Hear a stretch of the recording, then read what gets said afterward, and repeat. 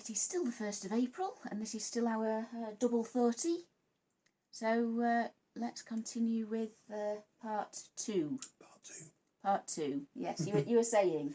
Yeah, indeed. Well, I mean, I'm going to say there's a lot of things to kind of sort of talk about, but I think one thing that sort of does need to kind of be mentioned is the sheer waiting times for actual assessments. Mm-hmm. I mean, I don't know how long yours was in total, but mine was about just under 3 years. Yeah, same. Yeah. And mine actually got sort of farmed out to a private company. Because they had such a big backlog. Yeah, and it's interesting actually that just on a side note, the body that basically sorted out mine is currently it's in the process of being wound up actually, due to funding I think or something. I can't remember. I got a letter through about it. So if I'd been a few years later, I wouldn't even have been able to go down the same route. But just going back to the main thing, you know, that typically people are sort of waiting at least a couple of years, unless you're sort of, you know, willing to sort of go private and shell out, you know, several £100s or something, which, you know, obviously not everybody has. But I think in terms of the sort of waiting thing, it's like a lot of other things. The diagnostic system is very, very much underfunded and under-resourced, to say the least. And if you are... oversubscribed. And if you are somebody who would like an official diagnosis, it is going to take quite some time to do it, unless you can sort of afford to kind of go private. I mean, I think generally speaking, something that I have found within the autistic community, and I don't know whether you would agree with this, is that generally speaking, I find people are very open to the concept of self-diagnosis. Yeah. You know, most people I've spoken with within the community are 100% fine with that and say that's totally legit. And to be perfectly honest, sort of following on from what we were saying sort of before about, you know, you sort of knowing your own symptoms and things, and not, you know, symptoms are the wrong word, but, you know, traits, let's say. That you can hardly blame people if they are having to basically wait several years in order to get something that at the end of the day is probably, in most cases, going to tell them what they already know. Yeah. You know, it's a little bit like, I mean, if you've had issues in your life, for example, things like struggling to make friends, struggling to retain friends, get jobs, job interviews, problems with teamwork within, you know, teamwork we could do a whole video on, you know, not understanding humour, you know, not getting when people are, you know, all these sorts of kind of stereotypical sort of things. You know, there comes a point with it where your sort of radar starts to pick up on this, and you start to kind of realise, hey, this keeps happening. It's not just a one-off. So basically, I think what I'm trying to get to is that you know yourself. You know yourself. And if this is an issue for you, then it's an issue. You know, it really is. But certainly, I think the system at present badly needs investment and resources. I mean, I'm not hardly saying anything very original here. I mean, most people will go, well, duh, but it is true. You know, there's whatever. The whole health system. The whole health system does, yeah, absolutely. It's there's definitely a sort of shortfall. I mean, just on a sort of side note, basically when I went to my initial assessment, just to basically see if we were sort of, you know, not wasting our time, I remember going there on a very sort of hot day. My partner was kind enough to drive me because I was feeling a bit nervous, anxious. And he started off by asking me a few questions, you know, why are you here today? Why do you think you'd benefit from a, you know, official diagnosis? And I can't remember sort of answering his questions. I think I just talked at him for sort of about 20 or 30 minutes or something, and probably chewed his ears off. And then I think by the end of it, he sort of said, yeah, I don't think we're wasting our time. So I kind of emerged from that thinking, oh, okay, right, well, if that's not an official, you know, a sort of semi-official badge of recognition. I don't know what it is, but it is interesting though. I think that sort of question about what difference would it make now. Yeah. Particularly if you sort of have reached your 20s, 30s, 40s, 50s, whatever. I mean, the lady who assessed me said that the oldest person that she personally had assessed was in their 80s. Wow. I know, which is quite something. When you think of the implications of that, what difference would it make? Yeah. Apparently Anthony Hopkins got diagnosed very late in life, didn't he? He did, yeah. Because I presume he was born probably in the 30s. I would think. Must have done, yeah. Yeah, something like that. Don't know exactly how old he is. No, I don't either. But I mean, by the time he was doing sort of Silence of the Lambs and things, he must have been in his 50s. Yeah, he was something middle-aged like that. Middle-aged at least. I mean, I know what my answer to this would be, but I mean, what would you sort of say if somebody sort of said to you, "Oh, why do you need to know now? What's so important about now?" What would your? It's one of those. It's very subjective. It's an emotional response. It's something you can't really quantify it as. I need to do this so that X, Y, Z can happen, or that so I can have this benefit, or whatever. It's just an emotional thing. I would feel better. Yeah. And it's one of those things that's very, very, very hard to pin down exactly what is better. But you just that feels a lot better. Yeah. Yeah. I think I'd sort of I'd sort of agree with that. Yeah. You're right, it is an emotional thing, and I think also there's a sort of sense, isn't there, that you feel that you deserve the truth. That you want to know. And it's especially hard to describe how it benefits you when you've already self-diagnosed as well. I think it's probably just the validation of having someone else tell you, yes, I agree with you. Yeah. Isn't it?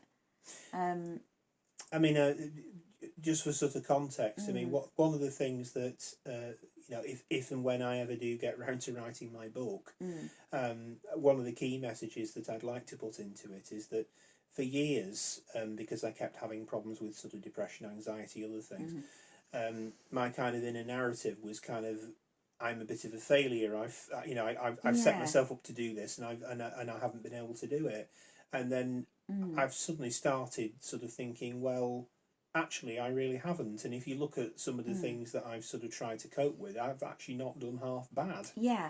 Really. Yeah. I mean, I'm not saying. I mean, self-love and sort of being nice to oneself is something I think a lot of us do struggle with. We tend to be quite self-critical. Well, I don't know this self-critical particularly. I think it's everybody else critical. Absolutely, yeah. Certainly that as well. Yeah. But I do think that since I've had my diagnosis, I think I have been a little bit kinder to myself some of the time. Yeah. Funnily enough, as soon as I watched the original programme, before I even applied to sort of have I started to sort of treat myself as if I were. And it was curious because as soon as I did, I suddenly started, well, not suddenly, but over a period of time, I realised I generally was starting to feel a little bit better about things. Yeah. I'll tell you what I found was the biggest difference. I found coping mechanisms that actually work. Yes. Yeah. Yeah, I mean, for years and years, I've been sort of aware that I've had anxiety and stress and depression and things coming and going, and I've tried all sorts of things, all sorts of meditation and yoga. Well, I didn't actually try yoga; it's just an example of the kind of thing you get thrown at you, and going for nice walks and things, and none of it had made the slightest bit of difference. But as soon as I start looking at things that autistic people need to relax and calm down and feel better about life in general, suddenly all these things start clicking into place. Yeah. And in fact, I do feel better if I'm in a calm environment, if there's no bright lights and loud noise and things and you realise, someone says, oh, loud sounds hurt your ears, and I think, loud sounds do actually hurt my ears. Yes. That's my problem with loud sounds. They are hurt. Yeah. And nobody ever verbalised it like that before. Yeah. So I hadn't actually recognise that my ears were in pain when I hear certain sounds, because it's well, that's what the sound is. That's an experience of sound. But then, yeah, it hurts my ears. And something as basic as that. Yeah. You know, that there's actually an element of pain involved. Yeah, and you're allowed to say it. Yeah, you can say it. I mean, it's a little bit like... It's not being over dramatic No. to say that this sound is painful to me. Yeah. Yeah. It's what is actually going on, and that is what is, you know, different in my experience and the average human experience. Yeah, and also realising that not everybody experiences this in the same way. Yeah. And that just because, you know, others do not experience it in the way that you do, it does not invalidate it. That's right, yeah. Because it is particularly painful and difficult for you. I mean, it's weird, isn't it? Because we don't... I mean, I know people always say this about depression and things, but it's curious, we do not do this with physical symptoms. If somebody is, for example, a celiac, we don't sort of go to them, oh, come on, what's the matter with you? Eating all this special food. I mean, come on, why don't you just eat this, eh? You'll be fine. People don't generally do that. I mean, you know, well, okay. I mean, there is, yeah. I mean, some people with chronic illnesses get told, oh, well, you're all right yesterday. Yeah. I mean, okay. There's a rude minority who probably do, in fairness. But generally speaking, you know, like people are more likely once they've been explained to. But why don't you just grow back your missing leg? Yeah, but it's curious that particularly with sort of neurodivergent type issues and things that kind of go off from that, you know, I remember having a conversation with somebody once about school reunions. My school has never done a reunion, but I remember somebody sort of saying, "Oh, what would you do if you what would you do?" And I sort of was trying to say, "Well, I wouldn't go anyway." I wouldn't go. No, because the level of anxiety would be through the roof anyway, as previously explained about the Christmas dues. I haven't seen any of these people for 20 years, and I'm quite glad about that. And do you know what they actually said? This is quite funny. They actually said, "Well, you could go and just stay for 20 minutes, couldn't you?" Why? I know. Why? And what the funny thing about that is that, you know, the first 20 minutes would be the problem, because literally within the first 20 minutes, that's when I'd have the panic attack or the meltdown. It wouldn't, you know, I wouldn't be there for 3 hours and suddenly in the last hour I'd have the problem. I'd have them like right at the beginning. That's when the problem would happen. It's quite ridiculous, really.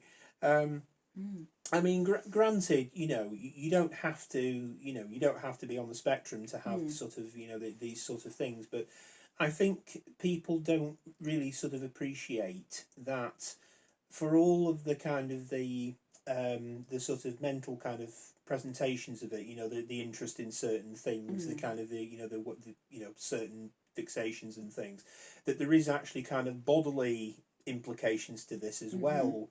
And particularly, I mean, I remember during my assessment getting a lot of questions about things like, you know, do you have symptoms of IBS and things like that? Because neurodivergent people have a much higher incidence, apparently. I can't quote figures because I don't know any. Yeah, but the food intolerances. Generally speaking, a much sort of... And, you know, I remember hearing this and thinking, yeah, actually, I get this a lot and things. And at the time, I sort of put it down to family history because, you know, certain members of my family have had issues with these. I thought, oh, I've probably just picked, you know, I've probably just inherited, you know, like IBS off them or something.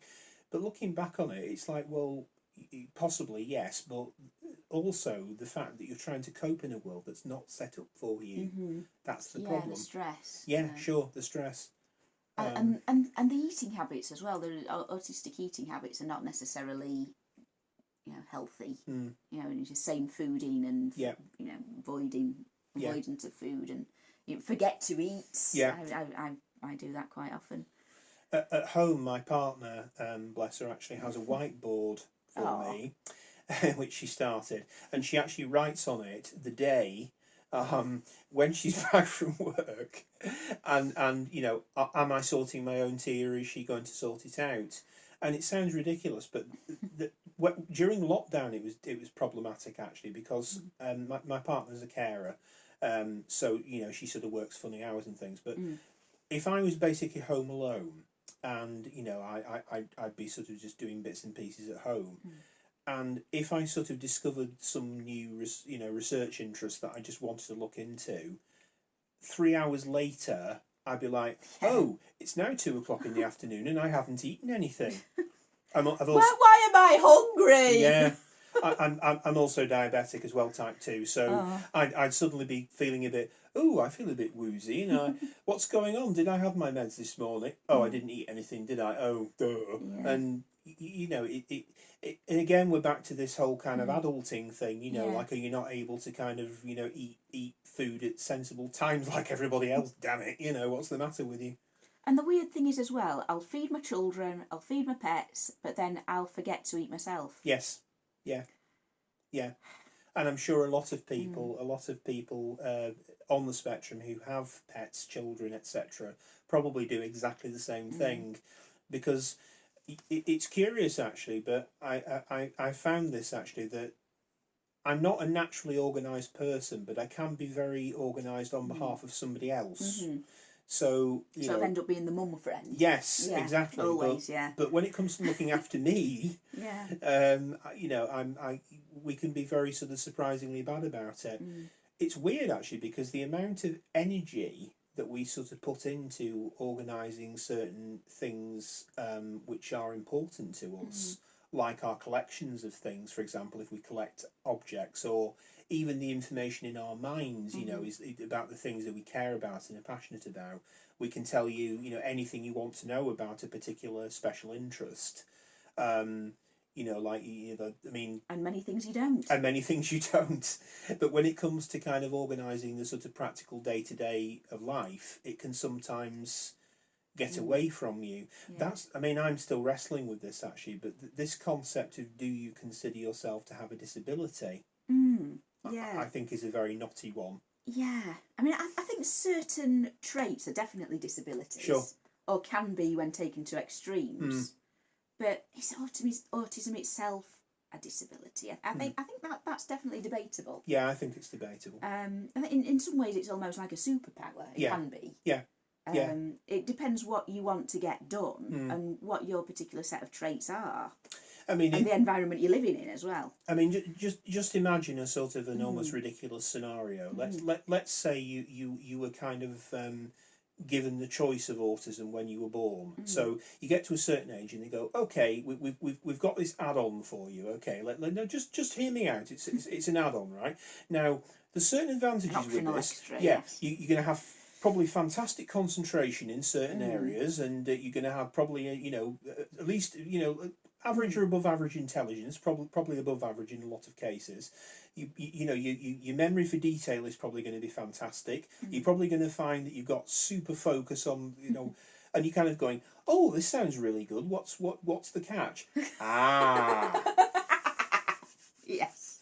Well, yeah, we've put that in the small print at the bottom. Yes. Yeah. Don't read that, and you kind of think to yourself, it's curious because the whole.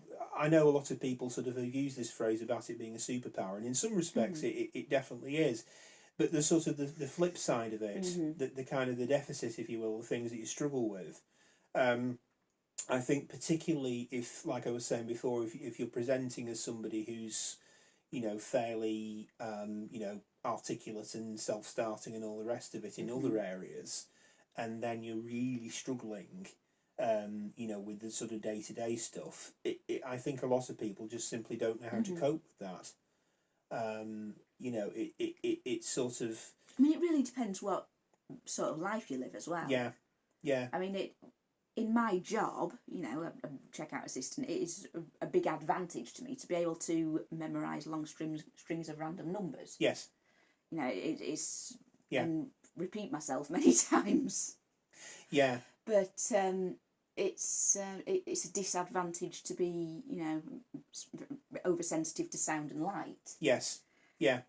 So you can... and not to be able to, be, very, very bad at thinking on my feet when people are trying to ask me questions and sort of have a natter with me. It's that's very hard work for me.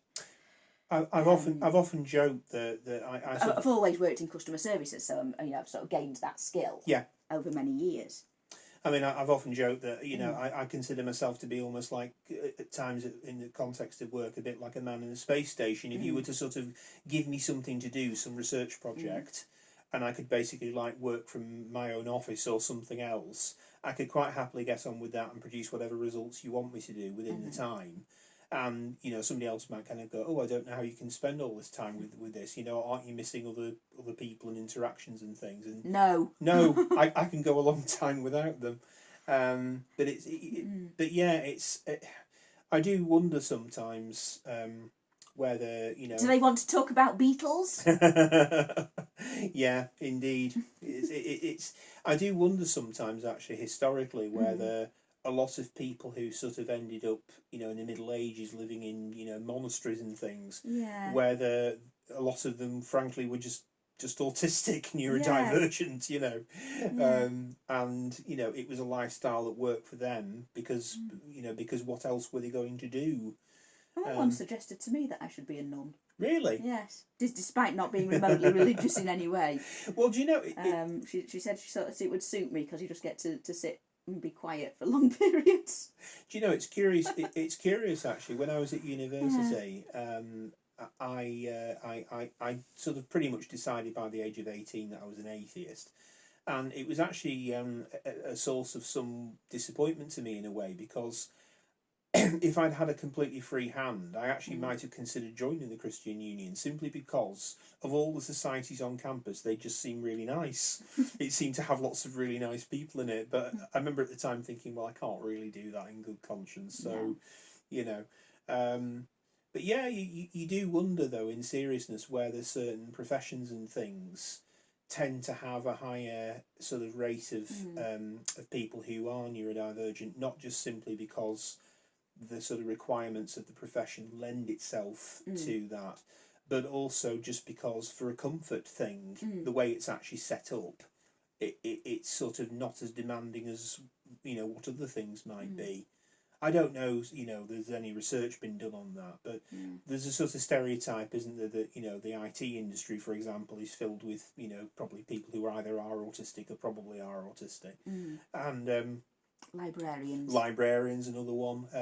I could have been a librarian. Yeah, me too. I'd have loved being a librarian. That'd be ace. I mean, I've joked actually with the book that I've got in my mind at the moment, that if I were to write you a book currently, I could actually write you a very good book about how difficult it is to write a book about autism.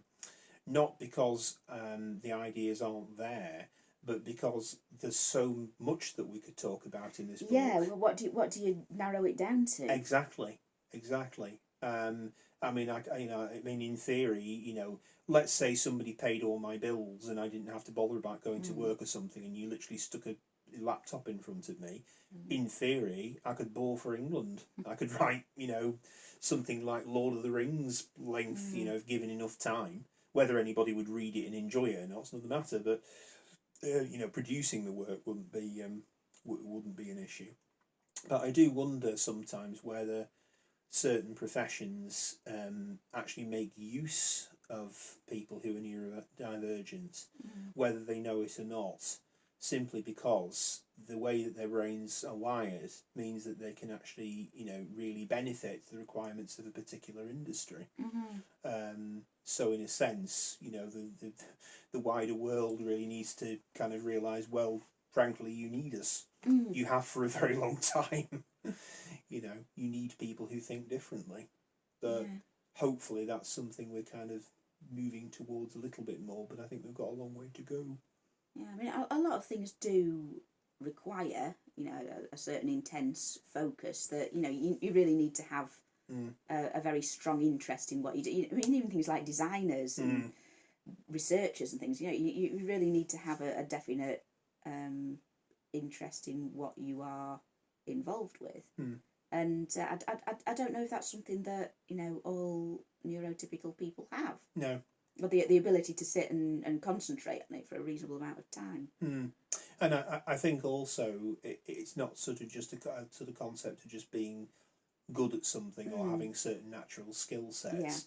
I think it's sort of having the actual patience and the focus. Yeah. I mean, the desire to do that. the desire to do it. I mean, again, going back to what we were saying before, I mean, a point I think you made earlier, ironically, if you are seeking an official diagnosis, that can in and of itself become a very powerful spin, because as soon as you start to kind of go down the sort of rabbit hole of what is autism, what does it do, how does it manifest itself, what are people's experiences, I found anyway, it can be very addictive. You want to know more and more and more about it. And it's endless, isn't it? It is just endless. Infinite variations. There are infinite variations. And so much is not known about it as well. So much, the information is coming out so fast now. Yeah. There is so much research going on about it, and so much of it is opinion as well. Yeah, it's true. Or just personal experience that are contradictory, and you sort of got to sift through it all and decide, right, this is this makes sense to me. This is obviously crap. This is possibly interesting. It's all very. It's definitely worth some thought, I think. Yeah. There's definitely a lot to think about there, and a lot to. I mean, not just to learn, but to sort of study and form your own opinions on. Yeah. And compare it with your own experience and those of people you have talked to, and see what makes sense. Yeah. And even things that the scientists, the doctors are coming out with is not necessarily true. Yeah, and I think that's true. I mean, it's very much a kind of organic developing sort of thing. Definitely. There always seem to be kind of revising sort of models and things, but I mean, I think if I could sort of get out a kind of sort of one kind of idea to take away, as it were, I think whilst, as I said before, I think self-diagnosis is 100% legit.